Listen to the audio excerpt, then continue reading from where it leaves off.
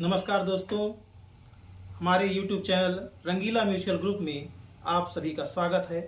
आज हम आपके लिए झूला गीत लेके आए हैं, जो कि सिया राम झूल रहे हैं झूला पर और बादल किस प्रकार घिर के बरस रहे हैं, गरज रहे हैं। आइए कजरी के माध्यम से सुनते हैं।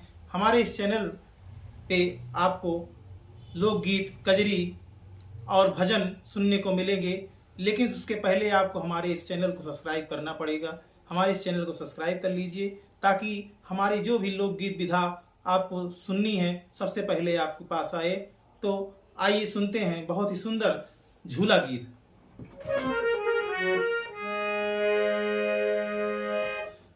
गगनवा चढ़ी आवे बदरा, गगनवा चढ़ी आवे बदरा, अरे झूले राम सिया संगे,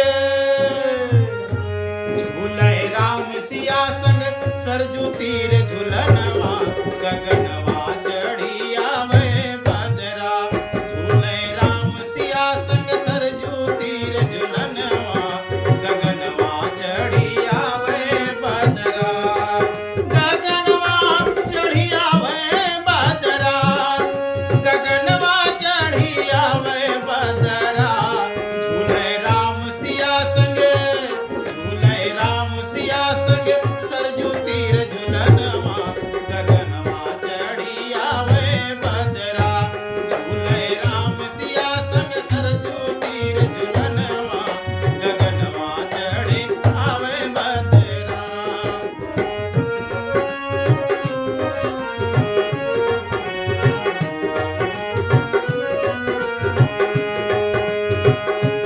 आए